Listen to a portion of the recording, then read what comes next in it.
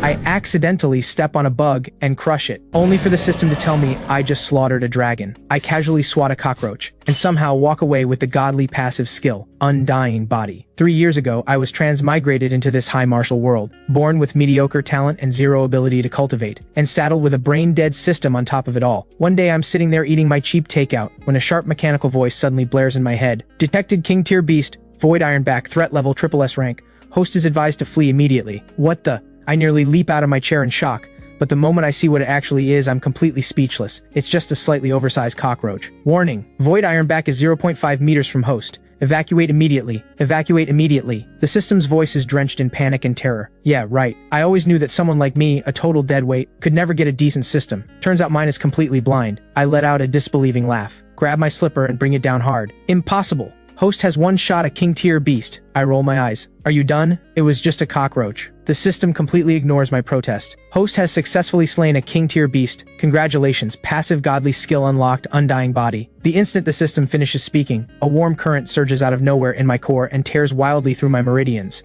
My blocked, withered meridians are forced open by sheer power. I gasp for breath, drenched in sweat, as if I'd just been pulled out of deep water. My job was a library security guard, responsible for the martial arts archives on the 3rd floor. One day I'm doing my usual rounds when the system chimes in my head again. Warning, Ancient Beast detected, Abyss Weaver, threat level, SS rank. The silk threads of this creature can slice through space itself. Listening to the system shriek like the end of the world is coming, the corners of my mouth slowly curl into a deeply unhinged grin. I pull out the fly swatter from my belt and eye the purple-spotted spider hanging in its web in the corner of the room. Abyss Weaver, huh? Slices through space, does it? I walk toward the corner, one step at a time. Warning, Abyss Weaver is charging dark matter energy. It's about to open its death domain. Dodge, host, dodge. I scoff. Now that I have the Undying Body, what exactly is there to be afraid of? I take a deep breath, stomp both feet against the floor, wind up the fly swatter with full force, and bring it down on the spider with everything I've got. The poor Abyss Weaver doesn't even have time to scream. It's instantly reduced to a smear of dark purple. Congratulations. Host has slain Ancient Beast, Abyss Weaver. Rewards granted, 20 years of refined martial cultivation and heaven-touched insight. Then, without any warning, a torrent of energy 10 times more violent than before slams into my body. Not good.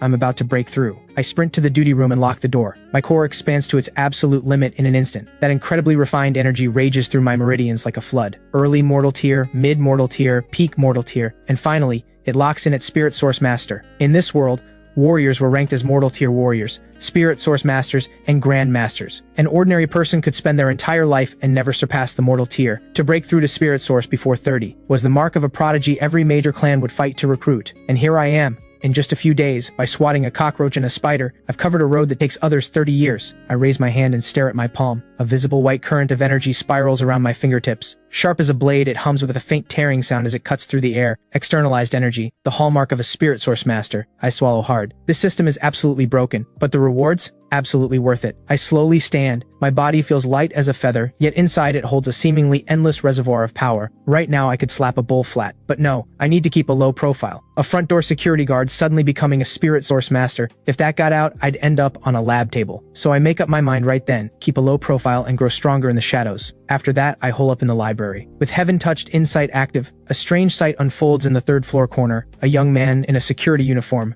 flipping through shelves like a madman, 10 pages per second. How to properly hold a horse stance. System chimes. Congratulations, host has comprehended ironclad stance. Introduction to acupressure. Congratulations, host has comprehended soul-severing strike. Tai Chi for seniors. Congratulations, host has comprehended yin-yang convergence. Eye exercise illustrated guide. Congratulations, host has comprehended violet abyss eye. In just 2 hours, I blazed through all 200+ introductory books on the shelf. Over 200 messy, even contradictory basic martial techniques crash into each other and fuse together under the terrifying power of my insight, weaving themselves into one vast web of martial knowledge. Just then, a faint commotion catches my attention. By the window sits a young woman in a white silk training outfit. Elara, eldest daughter of the Vane family of Iron Bay, who broke through to late mortal tier at just 18. She's recognized as Iron Bay City's #1 genius, and a regular here at the library. But right now, this ice-cold goddess seems to be having a problem. Her brow is furrowed slightly, her hand frozen mid-page over an ancient text, a barely noticeable irritation flickering in her eyes. A green-headed fly is circling above her head, completely oblivious to its own death wish. The fly darts left and right like it's under some kind of curse, even attempting to land on the tip of her nose, just to provoke her. As a warrior, she's naturally tried to shoo it away, but to her shock, the fly seems mutated, its flight path erratic, its speed almost unbelievable. She discreetly flicked out a finger blast moments ago, and the fly dodged it like it was nothing. What kind of creature is this? Just as she's about to channel her energy and blast it out of existence, a lazy voice drifts over. Fly's coming to read at the library now. What a time to be alive. Alara looks up. She sees a young security guard in a baggy uniform strolling over, chipped mug in hand. Don't come closer, Alara says coldly. That fly is fast. It might be some kind of mutant. Watch yourself. I act like I didn't hear a word and keep strolling over. In my head, the system is going absolutely berserk. Maximum alert, maximum alert. High energy entity detected ahead. Rift fly. Target speed has broken the sound barrier. It is scanning for host's weak point, preparing for a one-hit kill. I roll my eyes. Through my newly evolved dynamic vision, that fly, which must look like lightning to Alara, looks like it's been put on slow motion, just casually drifting along like it's window shopping. Excuse me, you're blocking my kill, I mutter, stepping up to Alara's table. Alara's brow furrows. She's about to scold this oblivious guard, but the next second she freezes. She watches as I casually raise my right hand, index and middle fingers pressed together, and make one light, lazy swipe through the air, like brushing away dust. There's the faintest little snap. The fly is obliterated, reduced to nothing, and without breaking stride, I wander off with my mug, completely unbothered. Alara is completely frozen in her seat. Her mind keeps replaying that single instant over and over again. Was that the legendary finger sword? Could this guard who sleeps on the job every day actually be a peerless sword master hiding in plain sight? Meanwhile, I've already slipped behind the shelves. Ding, kill confirmed. Target, rift fly. Congratulations, host has obtained the perfect tier movement technique 9 steps of the wind. I nearly spit out my water. I just swatted a fly. And the system hands me 9 steps of the wind? I feel a flood of footwork knowledge pour into my mind all at once.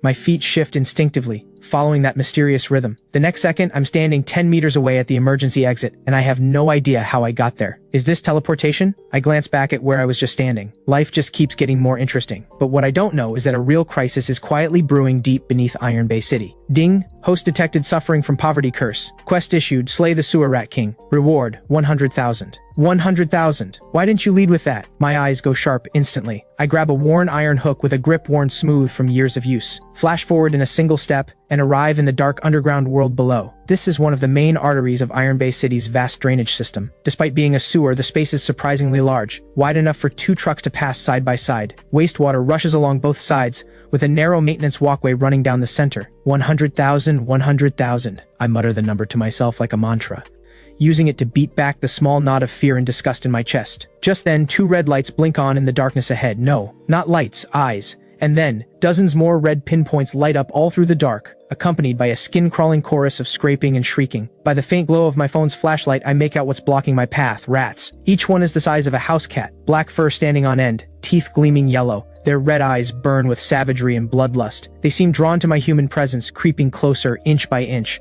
low growls rumbling in their throats. I flinch. Holy crap, these things are huge. Facing this horde of giant rats, I feel a flash of instinctive panic. But the next second, I remember my undying body, and that 100,000 reward. In the end, greed wins out over fear. The massive black rat at the front seems to sense my distraction. It kicks off its hind legs and launches at me like a bolt of black lightning, straight for my throat, blindingly fast. But in my eyes, it's moving in slow motion. I don't even shift my body, just flick the iron hook upward in one smooth motion. With a dull thud, the rat, still midair, is run clean through by the rusty hook, dangling off it like a kebab. The rat lets out a shriek and thrashes wildly, but the hook's barb is locked onto its spine. Out you go! I flick my wrist. The rat, easily 5 or 6 pounds, goes flying. It slams into the wall and becomes a smear. That move sends the whole pack into a frenzy. The remaining dozens surge forward like a black tide, completely unhinged. Come on then. I don't retreat, I charge forward. In the dim sewer, the iron hook becomes a blur. Every swing is followed by a piercing rat shriek. Every thrust claims a life. 5th, 10th, 20th. A silver rat twice the size of the others suddenly appears, silently crouched on the overhead pipes above me, lining up a killing blow. The instant it drops, I don't even look up.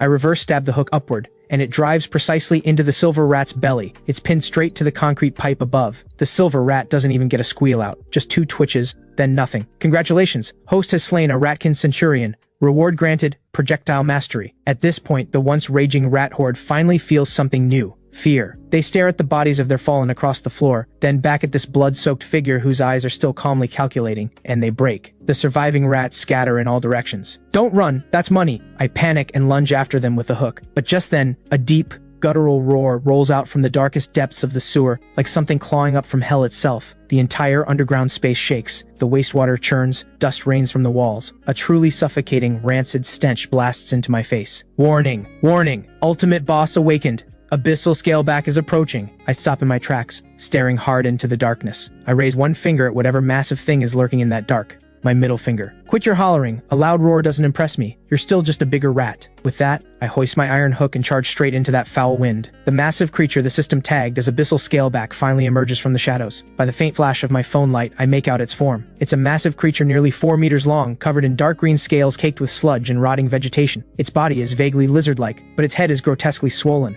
its jagged fangs jutting outward like a mouthful of daggers. With every breath, it exhales pale yellow toxic fumes. Even with everything I've seen, my eye still twitches. This is supposed to be a rat? Who in the world has a rat with scales? Warning. Abyssal Scaleback has entered Berserk mode. Its scales are Void Dragon scales, immune to 99% of physical and arcane damage. Its claws carry a soul rend effect. Contact means instant death. I heft my rusty iron hook. I don't back up. I walk forward one step at a time. The mutant croc is clearly enraged by this tiny human standing its ground. It unleashes an ear-splitting roar. Its massive tail whips sideways. The concrete wall beside it explodes into rubble, chunks flying like bullets. Then it opens its cavernous maw, reeking with a nauseating stench, and barrels toward me like a runaway heavy truck, shockingly fast. In my eyes, it moves like a 300-pound man attempting ballet. I shift my left foot slightly and hold my body at a bizarre 45-degree forward lean. The hook doesn't recoil the way a normal weapon would. Instead, it slides straight into the soft underbelly of the croc, and I yank hard. "Get down!" I growl. The so-called Void Dragon scales tear open like soggy tofu. The hook buries deep into its gut and catches on a rib. I grip the hook one-handed, drop my center of gravity, and using the beast's own charging momentum, I swing the whole near-ton creature up into the air. The mutant croc traces a dramatic arc through the air. There you go. Boom. The undisputed overlord of this sewer gets slammed into the far wall like I'm killing a fish. The entire underground tunnel shudders. Dust cascades from the ceiling. The croc's spine snaps on impact. Its organs rupture. It doesn't even get a cry out, just slumps limply to the ground, twitching. It's not gonna make it. I dust the rust off my hands, walk over, give its head a kick. That's it, pathetic. Couldn't take one hit. I give it one more kick to make sure it's done breathing. The system erupts with unprecedented excitement. Kill confirmed. Abyssal Scaleback has fallen. Congratulations. Host has earned the title Dragon Slayer. Reward granted Dragon Elephant Power. Host's strength will now grow with every breath. A wave of heat floods through my body once more. I feel noticeably stronger. Dragon Elephant Power. Not bad. That'll make moving book carts a lot easier. Without another thought, I hum a little tune and drag the croc toward the exit like a bag of trash. 100,000, 100,000. Enough to find a wife and live well. In the shadows, a pair of eyes watches me in silence. The next day, I show up to work like nothing happened. I'm standing post at the library entrance with my chipped enamel mug, but today's visitors seem tense. Several luxury cars are parked outside the library, and bodyguards in black suits and sunglasses stand on the steps, radiating a clear back-off energy. What's going on now? Which big shot is coming to inspect the place? I take a sip of tea and wonder. Then an insufferably arrogant voice rings out from inside. "Hey, you, the one guarding the door, get over here." I turn to see a young man in a designer suit, hair slicked back, standing at the front desk, pointing his finger at me like he owns the place. Blake, second son of the Crane family of Iron Bay. A textbook rich brat. Word is he has decent talent. Just broke through to mid-mortal tier. Spends his days throwing his family's weight around. I used to give his type a wide berth, not worth the trouble, but now, I'm not afraid of anything. I take one look at Blake's punchable face and stroll over. "Welcome, sir. How can I help you today?" "Borrowing a book, tap your card, restroom out the door, turn left." "Don't give me that," Blake snaps, slamming his hand on the desk.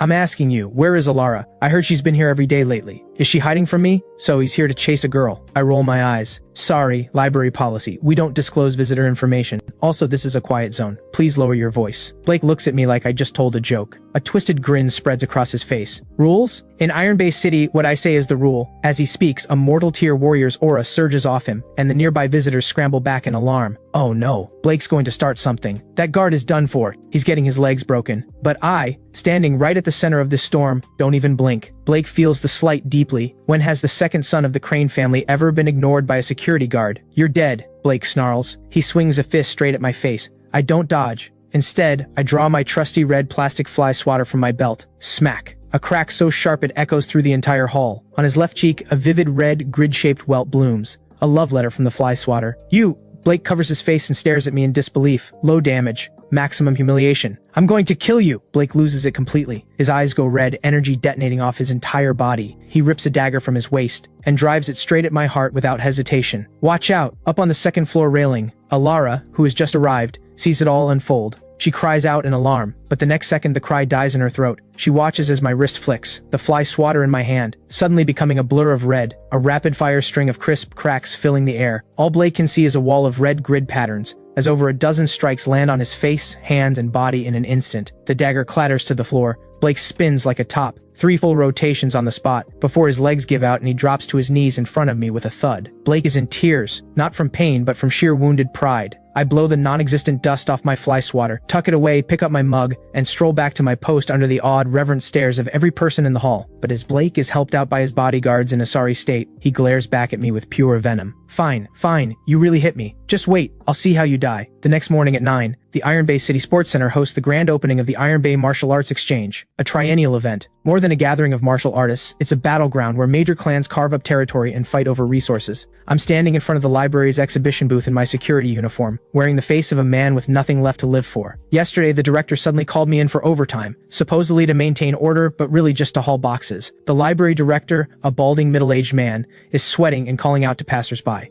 Not a single passing warrior even glances his way. In a world that worships power, the creed is simple: bigger fists make the rules. Nobody wants to read dry theory books. Kevin, stop daydreaming, go grab some water from the buffet area. The moment I hear buffet area, I snap to attention instantly. The one and only reason I agreed to this overtime is the rumor that today's buffet features 5-star hotel Australian lobster, unlimited. I load a plate into a small mountain, find a corner to crouch in, and go to town. Over in the very important person section, Alara sits with perfect posture, surrounded by a ring of young men from prominent families, each trying to outdo the others in flattery. Alara, the Crane family has a real ace up our sleeve for this event, says Blake, face still not fully healed, sunglasses hiding the swelling, but his tail-wagging routine unchanged. Alara ignores him completely. Her gaze sweeps the crowd like she's searching for something rare, then her eyes light up. She spotted me, huddled in my corner, annihilating the seafood. The senior really did come. Blake follows her gaze, and finds me too. Damn it! How did that guard even get in here? Old grudges and fresh rage flood through him all at once. Alara, don't waste your eyes on that lowlife. Some doorman crashing in for a free meal. It's an embarrassment to this whole event. I'll have him removed. Don't you dare. Alara snaps her head toward him, her gaze cold as a blade. Blake, if you touch him, don't expect any mercy from me. Blake freezes. He can't believe Alara would turn on him over me. He lets out a cold laugh and sends a look toward a few of his lackeys across the room.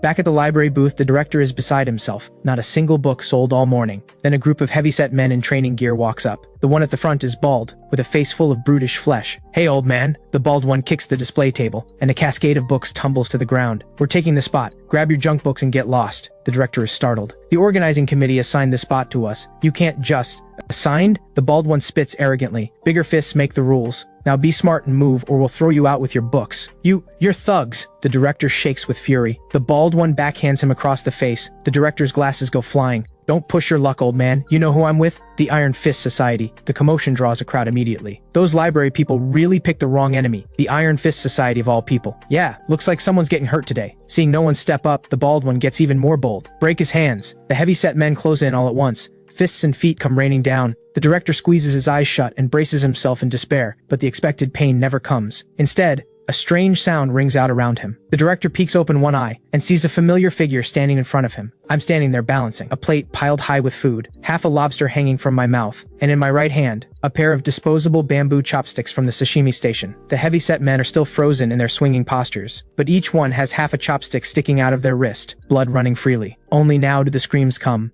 all at once, perfectly synchronized. My hand's been pierced. What did that? The men clutch their wrists, rolling on the ground in agony. Even the bald one is stunned. He just saw a flash and suddenly all his men are out of commission. Who are you? You really want to stick your nose into Iron Fist Society business? You got a death wish? The bald one roars, all bark and no bite. I look at him, reach into my plate, and pick up a fresh chopstick. I tap it against the table to smooth the splinters. I'm just a security guard. The bald one stares at that perfectly ordinary chopstick, and for reasons he can't explain, every hair on the back of his neck stands up. But he's a man of the underworld. With this many eyes watching, backing down now would ruin him. A security guard? Die! He yanks a heavy cleaver from his waist, energy surging as he brings it down hard at my head. He's clearly going for the kill. I shake my head with a sigh and flick the chopstick upward. The bald one feels his blade connect with something like solid granite. His grip shatters at the impact point. The cleaver flies from his hand and drives itself into the ceiling. My chopstick doesn't stop. It glides forward and taps lightly against his throat, but the bald man flies backward as if hit by a high-speed train, launching over 10 meters through the air. He crashes through the neighboring stall selling miracle cure pills and ends up tangled in their banner reading Ancient Family Formula. I turn to face the remaining lackeys, all visibly terrified, and speak in a flat, calm tone. You knocked over my lobster. 500 each. Pay up, then get out. The lackeys don't say a word. They're trembling as they empty their pockets. Then they drag the bald man up and scramble out of there like their lives depend on it. 2,300. Not bad. These guys were loaded. I tucked the cash into my pocket with a satisfied grin. I helped the shell-shocked director back to his feet. You alright, director? As long as the books are fine, he manages, trembling.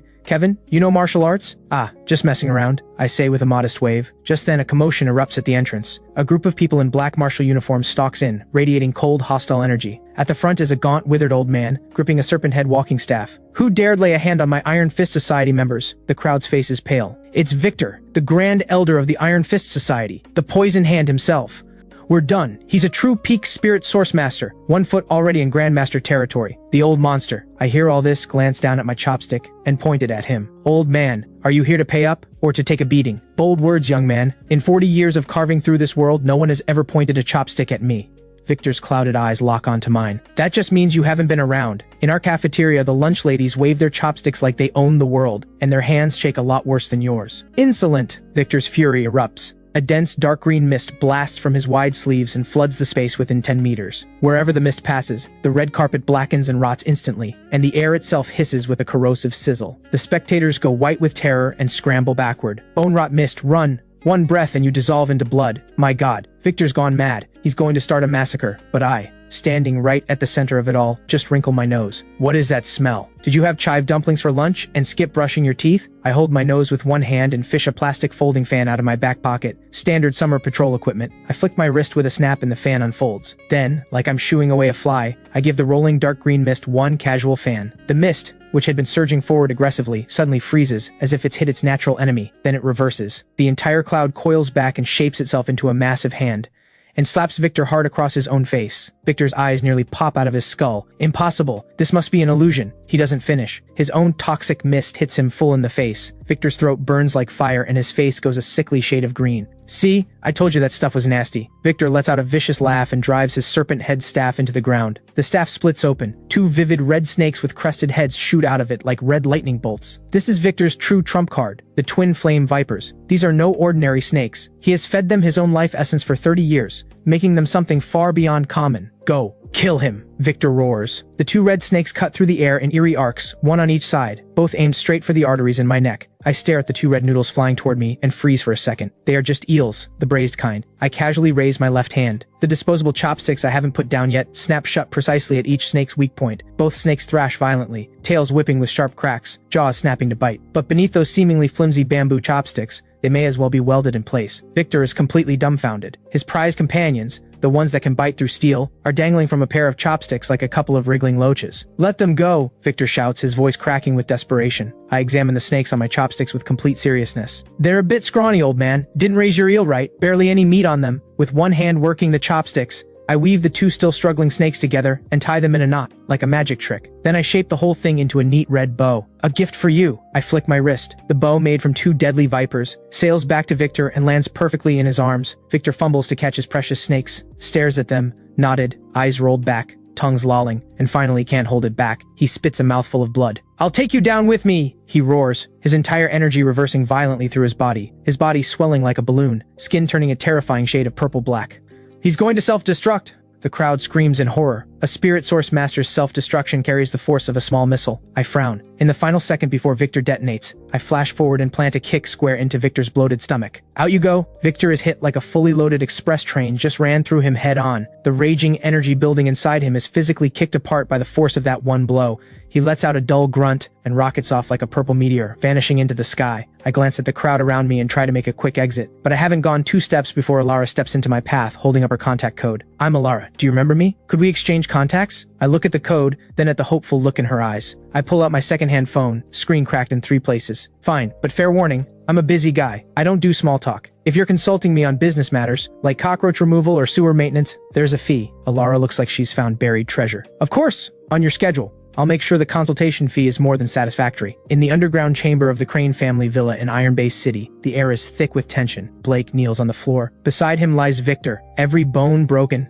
undergoing treatment. Seated at the head of the room is a middle-aged man whose aura radiates quiet menace. Drake, patriarch of the Crane family, a true Grand Master. You're telling me the security guard fanned the toxic mist back with a paper fan, tied the twin flame vipers into a bow with chopsticks, and then kicked you into the sky. Drake's voice is perfectly calm, but everyone in the room can hear the fire beneath it. Yes, my lord, Victor says weakly. That man is something else entirely. His fighting style has no form, all street thug moves, but the power behind it is terrifying. Drake lets out a cold snort. The teacup in his hand crumbles to dust. no matter who he is. Once you've crossed the Crane family, you don't get to keep breathing. A flash of cold resolve crosses Drake's eyes. He pulls out a satellite phone and dials an encrypted number. Shadow Guild? I have a contract. Bounty, 100 million. Target Kevin, security guard at the Iron Bay City Public Library. The moment that 100 million bounty goes out, the entire underworld erupts. 100 million for a security guard's head. That's basically free money. That is the first thought of every assassin who sees the posting. I, however, know nothing. The next day I show up to work as usual, but by now at least 20 top-tier assassins have already infiltrated the library. They're disguised as readers, cleaning staff, even delivery workers, spread across every corner of the building. They've woven a kill net with no gaps. Target has entered the lobby. Team A, maintain reader cover, prepare to create a diversion. Team B, move in for the close-range kill during the chaos. Team C, seal the perimeter. No escape routes. The cold voice of the mission commander crackles through their earpieces. The commander of this operation is Phantom, ranked 3rd on the assassin's board. He's currently disguised as a white-haired old man in reading glasses, sitting on the lobby sofa with a newspaper. I notice nothing off about the atmosphere. I head to the hot water station to fill my mug, ready for another day of doing absolutely nothing. But as I pass the old man, the system suddenly jumps in. Ding! Warning, disguised pest detected. Target, stick insect humanoid variant. This pest excels at camouflage. It appears to be a kind old man but conceals a poison-coated blade within its body. I stop and look at the man pretending to read his paper, every muscle in his body coiled tight. Sir, your newspaper is upside down. Phantom freezes. He'd been too focused, and genuinely hadn't noticed the paper was upside down. Ha! Sharp eyes, young man, Phantom says with an awkward laugh, while his hand quietly slides toward the poison dart in his sleeve. I nod. Then I reach out and grab Phantom's wrist in one swift motion. The eyes aren't bad, but my nose is even better. That killing intent rolling off you is way too strong. Phantom's expression shifts completely. He tries to pull free, and finds my grip as an iron clamp, locked dead on his pulse point. Move in, we're blown! Phantom drops the act and shouts. The quiet lobby erupts into total chaos. Readers on all sides tear off their disguises and pull daggers, guns, and throwing stars from between the pages of their books. The cleaning lady mopping the floor draws a longsword from inside the mop handle. Even the delivery guy at the entrance reaches into his thermal box and pulls out a compact submachine gun. Kill him. We split the bounty. Over 20 elite assassins come roaring toward me. The actual library patrons scream and scatter in all directions, clutching their heads. I knew it. Summer comes around and the place gets absolutely infested. From where I'm standing, this isn't an assassin ambush at all. Just a swarm of mutant insects throwing themselves at me in a suicidal charge. Warning. Insect nest assault detected. 23 in total. Species, mixed hybrid pest assortment. For the hygiene of the library, wide area extermination is advised. I look down at my chipped enamel mug, just filled with boiling water at exactly 100 degrees. Wide area extermination, huh? Alright then, let me serve you all some morning tea. I flick my wrist. A cup of scalding water is flung outward in a blooming arc, like petals scattering in the wind. This is no ordinary water. It's a high-temperature liquid bomb laced with flame control and spirit source energy. Every single droplet, the moment it leaves the mug, becomes a scorching bullet. The 5 or 6 assassins charging out front are instantly hit full in the face by the boiling barrage. Ah, my eyes! My face! Is this lava? The assassins scream and collapse, clawing at their faces. But we're not done. I toss the empty mug and draw my battle-hardened red plastic fly swatter from my belt. I've said it before, no noise in the library. Smack. An assassin reaching for a gun gets the swatter across the wrist. The gun flies away, and the wrist bones shatter. For the next 2 minutes, the library lobby becomes my personal pest to control show. I move through the crowd like a ghost. Swing, chop, sweep, but backed by peak innate power. This $2 plastic swatter hits harder than any legendary weapon. Every assassin I hit gets a bright red grid stamped on their face, then goes spinning through the air. Some end up dangling from the chandelier. Others get wedged into the bookshelves. The last one standing is Phantom himself, the one who started all this. By now, Phantom has collapsed to the floor in sheer terror. His wig has fallen off, revealing a perfectly bald head. He stares at his groaning crew scattered across the floor.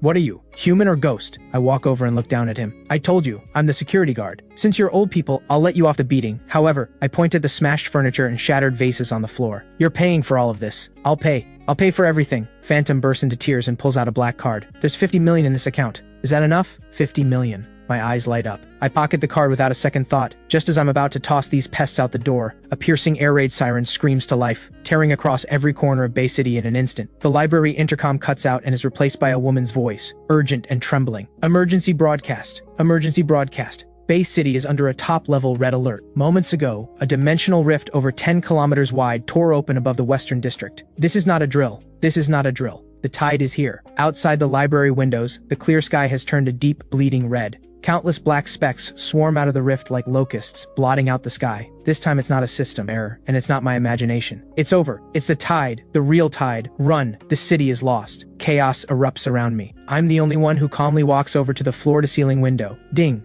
Large-scale ecological invasion detected. Targets, mutant sparrow flocks, feral stray cats and dogs, and a small number of escaped zoo animals running loose. I look out at the creature outside, the size of a truck wreathed in living flame, an inferno lion slamming itself against the building across the street. Then I glance at the system tag floating above it, oversized, grumpy ginger teddy. I scratch my head and sigh. Strays are eating well these days. Look at the size of it. I push open the front door, step into the blood-red haze and the reek of carnage, and let a small smile curl at the corner of my mouth. The tear in the sky keeps widening. Crimson light drowns everything beneath it. Monsters of every grotesque shape rain down from the rift like dumplings tumbling into a pot. Some have wings and spit acid. Some are armored and charge through everything in their path. Others move like shadows and cut lives short without a sound. The military's tank units are already firing. An inferno lion the size of a heavy truck stands on a flattened tank and roars at the sky. The infernal fire it breathes melts the asphalt around it into rivers of lava. We can't hold. Fall back. All units fall back to the second line. Inside the frontline command vehicle, Bay City's garrison commander Leon roars into his radio, desperation cracking his voice. His eyes are bloodshot. He slams his fist into the console. Is this the end of Bay City? I walk out of the library at my own pace, brow furrowed. In my hand is a mop I grab from the corner on my way out. The rampaging inferno lion seems to sense something. It turns its massive head, and those flame-burning eyes lock onto me. As a beast king, it possesses sharp intelligence. It can sense something radiating off this insignificant human, something it deeply, instinctively despises. The inferno lion lets out a furious roar and abandons its chase of the fleeing soldiers. All four paws launch off the ground, and it becomes a streak of black and red, hurtling toward me with the force of something that could level a city. Run! Hey, the security guard, run! Leon, who is covering the civilian evacuation, catches sight of this and his eyes go wide with horror. But I don't run. I watch the charging beast with mild irritation. Whose dog is off the leash? The inferno lion closes to within 3 meters, jaws stretched wide to swallow me whole. I simply raise my left index finger to my lips. My expression goes flat, and I bellow, with every ounce of authority I have. Sit. Something impossible happens. This triple S beast king, berserk, blood-crazed. The moment it hears that single word, something deep in its soul gets struck like a bell. Its body seizes up mid-air. The savagery in its eyes flickers, replaced just for a moment by confusion. I step forward, raise my right hand, and flick the inferno lion hard on its wet black nose. I put the full force of finger burst behind that flick. The once terrifying inferno lion lets out a whimper, the kind a scolded puppy makes. Its massive body deflates like a punctured balloon. Every flame on its body goes out at once. And then, under the stunned eyes of Leon and his soldiers, this triple S beast king actually sits, front paws together, tongue hanging out, looking up at me like it wants a treat. What kind of tactic is that? Words command the law, at one's order, beast king submit. What in the world, is this some kind of beast-taming god walking among us? Meanwhile, I'm pulling a tissue from my pocket with a look of pure disgust, wiping imaginary drool off my hand. I point at the inferno lion's nose. Look at you, covered in soot. Stay. Don't you dare move, or I'll break those legs. The inferno lion nods rapidly. Leon leads a group of officers over at a shaky jog. Senior, thank you for saving us. May I ask your name? Leon's words tumble out in an excited rush. He snaps off a razor-sharp salute. Being surrounded by a crowd of blood-soaked soldiers makes me a little uneasy. I step back half a pace and point to the badge on my chest. I'm Kevin, security guard library. Leon and the officers freeze, taming a triple S beast king barehanded, and he's just a library security guard? Leon assumes it must be a disguise. He plays along with an awkward laugh.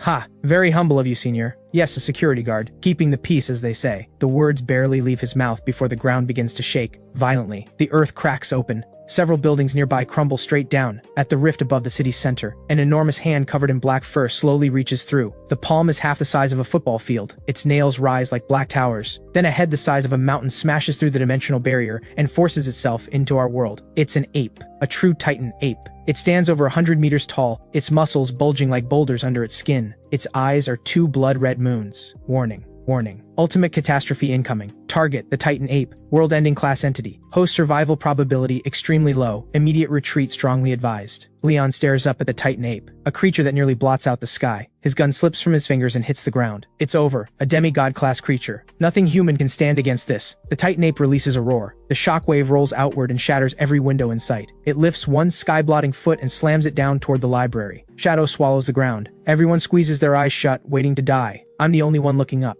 Son of a, I mutter under my breath. Under everyone's horrified gaze, I bend my knees and drop into a textbook horse stance. System, stop running your mouth and give me everything. That dragon elephant force you just rewarded me. Every last scrap of power bonus, crank it all to maximum. Ding, burning 20 years of lifespan. Strength amplified by 1000%. I draw a long, slow breath. The energy inside me detonates like a reactor going critical.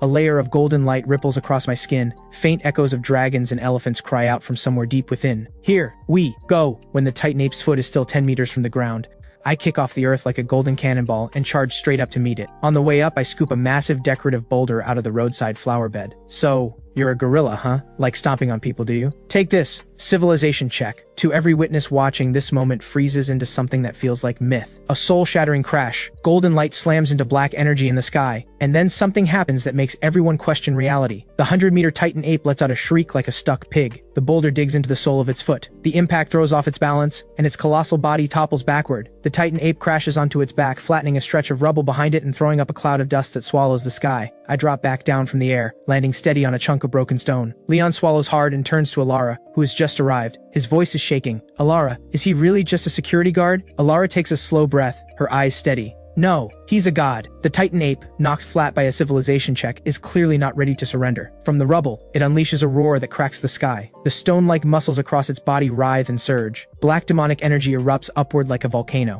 Its blood-red eyes fix on me and don't let go. Both massive hands slam the ground. The entire block sinks half a meter in an instant. A crushing gravitational field radiates outward in every direction. I roll my neck and shake out my legs. Why do I suddenly feel so heavy? Did I eat too much last night? Must have put on weight? The Titan ape's eyes nearly bulge out of its head. Its gravity void technique has crushed countless grandmasters in battle. Yet this human's only response is complaining about his weight. Refusing to accept it, the Titan ape drags itself back to its feet. It raises fists that could pulverize mountains and launches a frenzied barrage straight at me. I frown. Still at it, are we? That was a polite warning. Since you didn't take it, don't blame me for what comes next. I bend down and pull off my blue plastic slipper, size 42. Congratulations, host. You have unleashed the ultimate karmic artifact, the Slipper of Smiting. Its attributes, 100% face-slapping accuracy, and total defense bypass. Get down. Now, I hold the slipper in one hand and vanish in a blur. Through the Titan ape's storm of fists, I weave without effort, dodging every strike. Then I leap, all the way up to the Titan ape's enormous nose bridge. The slipper cracks across its left cheek. The Titan ape releases a shriek of pure anguish. That single smack shatters every shred of dignity it had as a demigod beast. This one is for the library floor. This one is for all the plants and flowers you crushed. And this one is because you're ugly, and you came out here to frighten people. The slipper in my hand becomes a blur. Every strike sprays dark blood. The Titan ape that was ready to annihilate Bay City just moments ago is now curled up on the ground like a kid caught in the act, arms wrapped over its head begging for mercy. Above Bay City, a handful of surviving news drones circle the edge of the battlefield. They are streaming this live to the entire world via satellite. Billions of viewers worldwide stare at their screens in collective stunned silence. On screen, a field of ruins. Smoke curls through the air. A 100-meter monster kneels on the ground, trembling, and on top of its enormous head, a tiny human figure, holding a blue slipper, hitting and scolding at the same time. The comment feed goes dead for a moment, then explodes. Holy, what is that weapon? Is that a blue ancient artifact? Ancient artifact, my foot. That's a slipper. Like $2 with free shipping. Is this the mysterious power of the East? All hail, Slipper Guy. Back on the battlefield. I'm tired. I lower my arm, wipe my foot on the Titan ape's head and look down at it. Had enough? The Titan ape nods like a jackhammer. Looking at this enormous thing, I feel a headache coming on. Then I remember a novel I read once. Hey, big monkey. You're a monkey, right? Monkeys can shrink. Make yourself smaller. I hold up my fingers to show it. About the size of a palm, the Titan ape's expression shifts to one of visible distress. I raise an eyebrow and lift the blue slipper. The Titan ape shudders in terror, burns its own life source blood, and forces a reversal of its entire bloodline. With a puff of white smoke, the mountain-sized colossus vanishes, replaced by a tiny golden snub-nosed monkey, no bigger than a palm. Sure enough, with the Titan ape's submission, the rift in the sky begins to slowly seal itself. The other monsters that were still rampaging sense it, the terror of their leader getting beaten senseless. They scramble back toward the rift in a blind panic, and in under 5 minutes the entire tide is gone. Nothing remains but wreckage and silence across the whole city. Sunlight breaks through the clouds and falls on the earth again. One man, one slipper, one city saved. That night, Bay City erupts. Slipper Guide trends worldwide. The blue slipper becomes an instant bestseller across every major shopping platform. Its price gets driven to astronomical levels. As for me, the man at the center of it all, I'm already in bed fast asleep. My mind doesn't drift into dreams. Instead, it gets pulled into a pure white space. No up or down, no passage of time, just endless streams of flowing data cascading around me like waterfalls. At the center of it all floats an enormous blue sphere of light, my system. But right now, it is no longer a simple text panel, nor the loud, brash AI voice I know. It has taken a human form, a figure in a black suit and black-rimmed glasses, looking every bit the composed, mild-mannered property manager. A pleasure to meet you in person, host, or rather administrator. I look at the property manager and feel no particular surprise. I just scratch my head. You're my system. Why are you dressed like my supervisor? The property manager adjusts her glasses and smiles. This form is calibrated to your perception. In this dimension, I am the will of heaven, the will of the world itself, and what you call your system, but I prefer the name you gave me. the property manager. All right, property manager, what do you need? More tasks? Kill some cockroaches? Unclog a drain? No. The property manager shakes her head. Her expression grows serious. I'm here to tell you the truth. She waves a hand, and the data streams around us transform into images. The universe, countless planets burning, countless civilizations crying out, and at the source of all that destruction,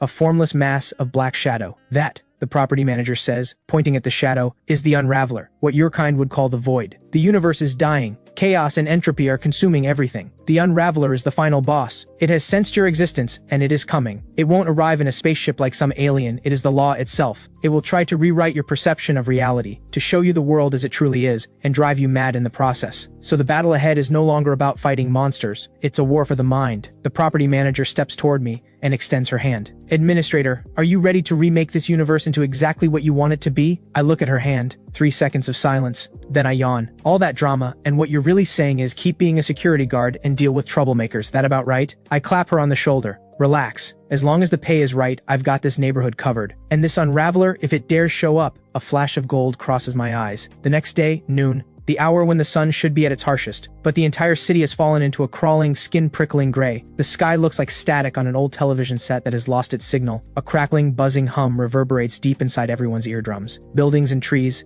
even the edges of people on the street begin to ghost and pixelate. An indescribable nausea rises in everyone's chest, the vertigo of something dimensional. On the library rooftop, Leon stares at the binoculars in his hand, which keep shifting shape. His face is white as paper. The laws of physics are failing. The gravitational constant is fluctuating. The speed of light is slowing down. Our world is being formatted by something from a higher dimension. Alara grips her sword, but the blade that could cut through iron like cloth now droops like a limp noodle. It's the void, Alara says, her voice trembling. I can't sense any spiritual energy, no killing intent, nothing. Just pure, absolute void. As if the meaning of everything that exists is being erased. Then, at the center of the static-filled sky, a black hole tears open. It isn't large, but the moment it appears, light, sound, and even time get sucked into it at a frantic rate. Then a creature squeezes itself out of that black hole. It is an unspeakable terror with no fixed form, a writhing, churning mass of black shadow that devours the space around it as it moves. It has a billion eyes, and in every single one, a destroyed universe is reflected. The sound it makes is the wailing of countless dead souls, enough to cause instant brain death in anyone who hears it. That is the Unraveler, the living embodiment of cosmic heat death, the final boss that devours all order. One glance and sanity collapses. The soul dissolves into nothing. On the ground below, countless people with weaker minds begin clawing at their own faces, blood streaming from their eyes. They babble incoherently. The end of the world has truly arrived. But on the outskirts of Bay City, I've just woken up, rubbing the sleep from my eyes, grumpy and bleary, pushing open the balcony door. So loud. Who's doing construction at this hour? Are they ever going to finish? All that crackling and buzzing? Are they drilling through walls or grinding metal? I yawn and look up at the sky. Through the property manager's powerful perception filter, I don't see any unspeakable shadow.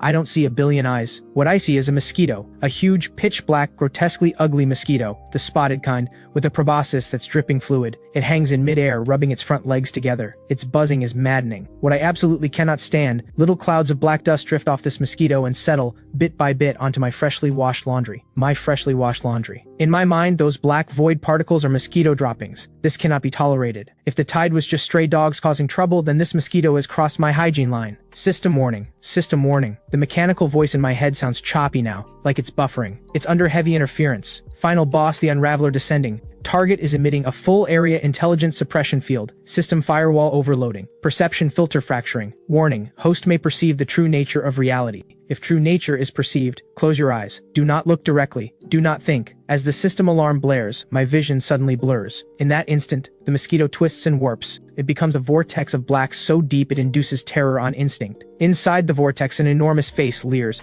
assembled from the wreckage of countless dead stars. My heart clenches.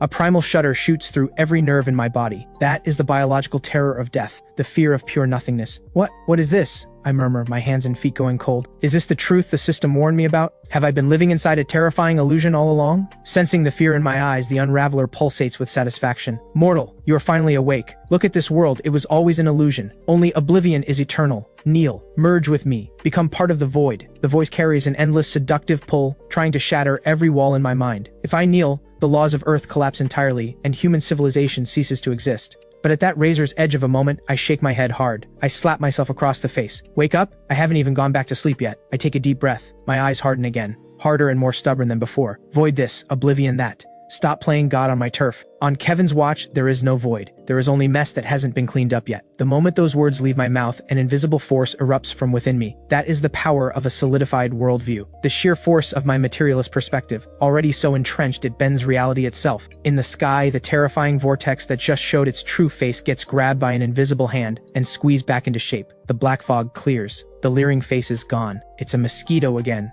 rubbing its legs together, and clearer than ever. I can see every vein in its wings. Ding. Perception fully restored. Achievement unlocked. Terminator of idealism. You have successfully reduced the universe's ultimate terror into a blood-sucking pest. Please begin your performance. I let out a cold laugh. Now that's more like it. Being ugly isn't your fault. Coming out here to frighten people, that part's on you. If you're a mosquito, I deal with you like a mosquito. I turn and head back inside. This time, I don't grab the fly swatter. A fly swatter's not quite enough for a mosquito this size, and it'd make a mess. I head straight to the storage room and dig through a pile of junk until I find it. A strange-looking machine. An old industrial vacuum cleaner. Yellow body, thick with dust, hose cracked in one spot. I picked it up at a second-hand market a while back. The seller said it came from a shuttered chemical plant. Suction so strong it could pull in a brick. Old friend, it's been a while. I give it a pat. A cloud of dust erupts. I grab the thickest extension cord I have and run it down from the second floor. The motor roars to life with the rumble of a tractor. I haul the vacuum head up to the balcony, level it at the giant mosquito in the sky, and take a stance like I'm shouldering a rocket launcher. Hey, you, the one rubbing its legs, look over here. The unraveler freezes.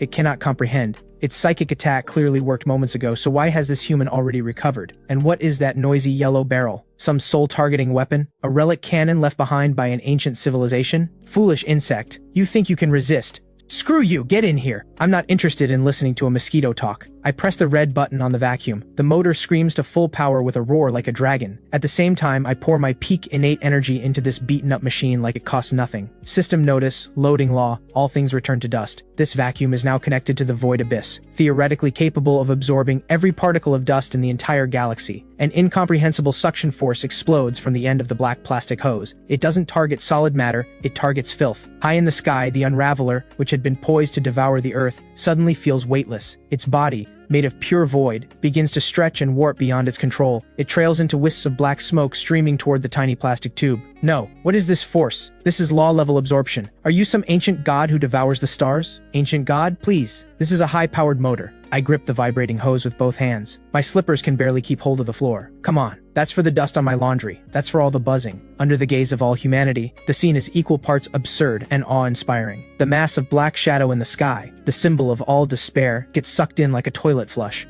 letting out a shriek as it spirals into a massive black funnel. The narrow end of that funnel connects directly to the vacuum in my hands. Release me. I am the unraveler. I am the end of the universe. I cannot be sucked into something this filthy. Stop running your mouth. Sweat pours down my forehead. I let out a roar. A sharp pop, like a suction cup being pulled loose, and the enormous mosquito in the sky, even with every last ounce of its power, cannot withstand the fury of a janitor. It collapses into a wisp of black smoke, and with a whoosh, gets sucked into the hose. The vacuum's body shudders violently, releases a gurgling rumble like indigestion, and then goes quiet. The static sky disappears, the nauseating dizziness is gone, sunlight returns, bright and sharp. I switch off the vacuum and pat its hot, vibrating body. Great lung capacity on this thing. I pop open the lid and peer inside. Nestled in the dust bag, amid the dust and dog hair and cracker crumbs, lies a mosquito the size of a fingernail, pitch black and gleaming. All 6 legs twitching faintly, clearly dizzy from the ride. Oh, it shrank. Impressive compression.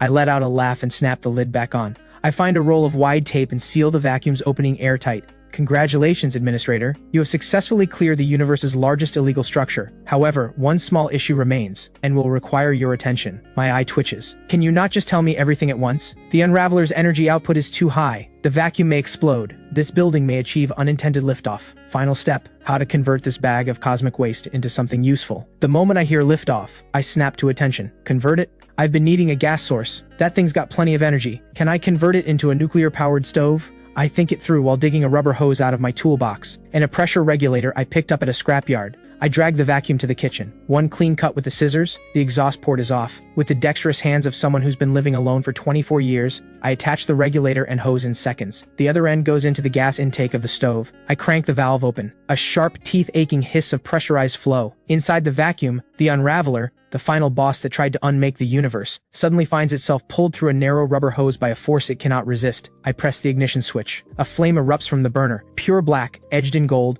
with a core of absolute void. The fire has no heat, but the moment it appears, it burns a hole through the kitchen space itself, revealing a swirling cascade of colors beyond. The system whispers in awe, "Flawless work. Congratulations, Administrator. You have invented the cleanest, highest energy void furnace in the universe. This flame does not burn gas, it burns causality, it burns concepts. Food cooked over this fire, even a stir-fried shoe sole, becomes an elixir of immortality." I adjust the airflow knob with satisfaction. That star-destroying black flame is dialed down to a gentle little flicker. Good. Gas problem solved. I glance at the empty fridge. Fire but no food. That won't do. Today's a day worth celebrating. World peace restored. Gotta make it count. I reach for my phone to order delivery, then remember the whole city just survived the tide. The delivery riders are probably all at home recovering from the shock. No one's taking orders right now. Then, a careful tentative knock at the courtyard gate. Who is it? Outside stand 3 people. Leon, Alara, and a middle-aged man bound with rope, kneeling on the ground and trembling. Drake, head of the Drake family. Leon carries 2 enormous coolers. Alara holds several clay-sealed jars of aged wine. "Senior Kevin, hope we're not disturbing your rest. We've come to make a report." Leon beams from ear to ear. His tone is so reverent it's like he's standing before a god. "Making a report? And you brought all this? That's bribery." I wipe the cooking oil off my hands. No, it's a care package." Leon quickly opens one of the coolers. A dense wave of spiritual energy surges out, so thick it condenses into mist in the air. Inside, thick, beautifully marbled cuts of meat, each glowing faintly gold. Inferno-line thigh meat, one bite of which could push a martial artist to grandmaster level. Genuine divine flesh. Ding. Premium ingredient detected, triple S grade Wagyu, Divine Beast Edition. Source, generous neighbors. Recommended preparation, red braised or hot pot. Good marbling. Grain-fed, clearly. Alright, if it's a care package, I'll accept it. Just got the gas sorted, too. Was thinking hot pot. Since you're here, don't leave. Stay and eat. At the words, stay and eat, Leon and Alara both go rigid. Their eyes blaze with barely contained joy. A home-cooked meal with a living god. What an opportunity. The 2 of them nearly drop to their knees right then and there. Drake, who is already kneeling, has gone the color of ash. Who's this? Why is he still kneeling? Oh, he's here to contribute ingredients. When he heard Senior was hosting a hot pot gathering, he brought the family's 100-year-old 9-life herb. Alara gives Drake a cool, level look. Drake is nobody's fool. He immediately bows his head to the ground, over and over. Yes, I'm just here to deliver ingredients. Senior, I was wrong. I swear I'll never litter again. Alright, get up. It's a good day. No need to be on your knees. Since you brought ingredients, come in and help wash them. I wave him inside. 10 minutes later, the kitchen is a deeply surreal sight. Drake, worth billions, crouches by the sink, trembling as he washes the priceless 9-life herb. Alara rolls up her sleeves, cleaver in hand, slicing through the iron-hard divine beast meat. Her flowing windsword technique is now entirely devoted to meat slicing, each piece thin as a cicada's wing. General Leon handles the table setting, arranging the bowls and chopsticks in a formation as precise as a military parade, and I stand before the modified void furnace stove, pouring oil into a large iron pot. Under the heat of that black void flame, the ordinary cooking oil immediately transforms. The smoke rising from the oil takes the shape of dragons and phoenixes spiraling together. I grab a handful of Sichuan peppercorns, dried chilies, scallions, ginger, and garlic, and throw them all in at once. An overwhelming aroma explodes outward, something beyond the human world, blending the Unraveler's law energy with the divine fat of a celestial beast. Just one breath of that scent, and Drake, still washing the herbs, feels the bottleneck at his peak innate level crack open. I've broken through to Grandmaster. Drake stares at the herb in his hand, tears streaming down his face, just from breathing in cooking smoke, and he's broken through. If he actually eats a piece of meat, he might ascend on the spot. Soon, a roaring, rolling pot of spicy hot pot, breathing out an aura of primordial chaos, is placed on the table. Come on, sit down. The place isn't much, nothing fancy to offer. The wine's yours, the meat's yours. I just contributed the hot pot base. I wave everyone to their seats. Leon, Alara, and Drake sit down with great care. They stare at the bubbling broth. That's not soup, it's a liquefied energy storm. Every peppercorn in there is cycling through the lifespan of a star. Eat. Don't be shy. I pick up a slice of meat with my chopsticks.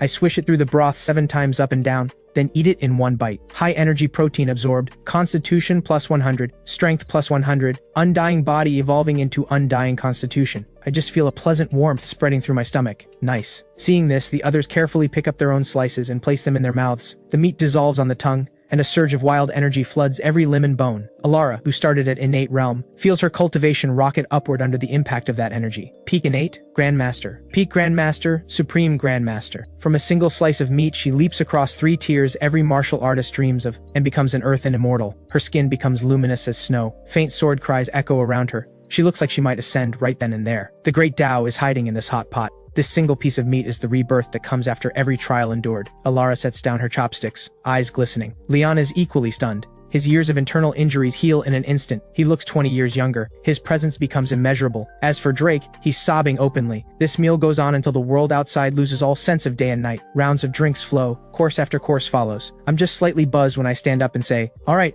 Everyone head home, got work tomorrow. The next day, Bay City returns to its familiar calm. The streets are still being repaired, but every face glows with the smile of a survivor. The legend of Slipper Guy continues to spread through the city, but the authorities have issued a top-level gag order. No one is to disturb that senior's daily life. At the library entrance, I sit on my familiar little stool in my faded security uniform, holding my chipped enamel mug. Sunlight falls on me, warm and easy. I take a sip of tea. In my mind, the property manager's voice speaks one final time. Administrator, the world has been reset. Your perception law now covers this universe completely. From this day forward, demons are pets, gods are neighbors, and disasters are household chores. Wishing you a pleasant life. Beep. System entering stealth mode.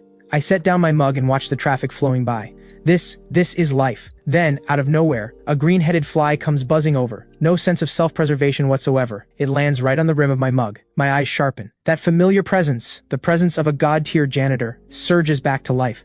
I slowly raise the fly swatter in my hand. Bold little pest. How dare you drink my tea?